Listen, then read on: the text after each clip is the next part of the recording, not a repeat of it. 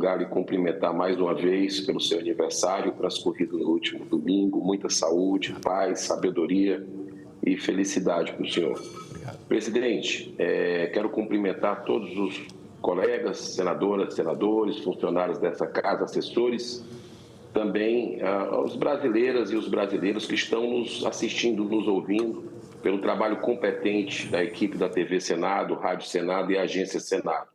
Meu pronunciamento é sobre outro tema, mas só comunicando ao senhor que eu dei entrada hoje cedo num requerimento para chamar o jogador Bruno Henrique, do Flamengo, a partir dessa operação que está escandalizando o Brasil hoje.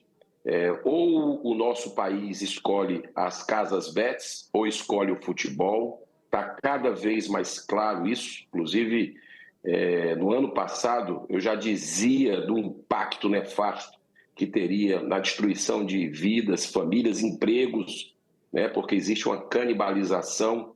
O dinheiro das apostas é um dinheiro que está saindo do comércio, da economia, e é um dinheiro sem volta. Então, também entrei com requerimento para ouvir o jogador Luiz Henrique, do Botafogo, não foi ainda deliberado há algumas semanas pela comissão, para buscar a verdade sobre isso que tem deixado o brasileiro aflito. O brasileiro que gosta de futebol, já que é a nossa paixão nacional. Mas, senhor presidente, segundo excelente matéria jornalística publicada pelo Poder 360, o STF marcou o julgamento para o dia 27 de novembro, já esse mês, né, com o objetivo de legislar sobre redes sociais, em mais uma assintosa interferência do Poder Legislativo no nosso poder. Não podemos esquecer que o Congresso Nacional vem legislando também sobre esse importante assunto. No ano passado, repercutiu fortemente na sociedade a possível aprovação do projeto de lei 2630, cuja autoria é de um deputado federal do PCdoB, na verdade, a relatoria dele. E sua urgência foi rejeitada, veja bem, por ampla margem de parlamentares em sintonia com a maioria da população brasileira que não quer a censura nas redes sociais. Mas, segundo a própria matéria, o conteúdo do PL 2630, conhecido como PL da censura, poderá ser utilizado como base para a elaboração do voto do ministro relator nesse julgamento agora, no dia 27 de novembro. O próprio TSE já incorporou elementos desse projeto de lei na resolução número 23732 sobre as eleições municipais desse ano, de 2024. É muito importante salientar que no dia 2 de maio de 2023, o atual ministro do STF, Flávio Dino, na época ministro da Justiça e Segurança Pública, em entrevista coletiva sobre o assunto, disse literalmente o seguinte, abro aspas, só existem 3 caminhos possíveis para a regulação das redes sociais. Uma que nós desejamos que chegue ao final é a regulação pela lei, por deliberação do Congresso Nacional. Mas se os adeptos do, abro aspas de novo, faroeste digital, fecho aspas aqui, conseguirem impor sua vontade, impedindo o processo legislativo, lembro que nós temos a regulação derivada de decisões administrativas, inclusive do próprio Ministério da Justiça do governo Lula na época. E também a regulação feita pelo Poder Judiciário no julgamento de ações que tramitam.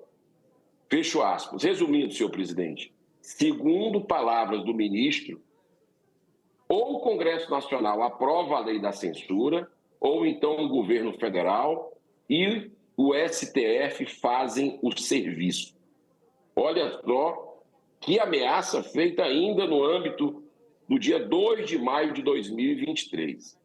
Resumindo, segundo as palavras do ministro Dino, né, isso é importante, e eu quero deixar muito claro aqui essa ameaça dele, que coloca em xeque o nosso Congresso Nacional, né, o trabalho que nós fazemos pelo Senado, pela Câmara dos Deputados, eleitos diretamente pelo povo. Quero deixar claro, presidente, é prerrogativa explícita do Poder Legislativo debater amplamente tal assunto, que é sério e complexo, com a participação da sociedade em audiências públicas, tantas quantas forem necessárias. Isso para que se possa vencer o grande desafio de combater a desinformação, mas sem limitar a liberdade de expressão, um dos principais pilares da democracia. É sempre bom lembrar que já no início desse governo Lula, afirmou que o controle das redes sociais o próprio governo, ser uma das grandes prioridades. O próprio Lula disse isso. Tanto que foram criados 2 órgãos para esse fim. A Secretaria de Políticas Digitais, no âmbito da SECOM, da Secretaria de Comunicação, e a Procuradoria de Defesa da Democracia. Olha que nome lindo, na estrutura da AGU. Uma coisa simbólica aqui para calar o brasileiro. E em uma declaração recente, semana passada, da presidente do PT, Gleisi Hoffmann, ela disse o seguinte, abro aspas, a esquerda vai continuar sendo massacrada se não regular as redes sociais. Fecho aspas. O que mais precisa dizer, presidente?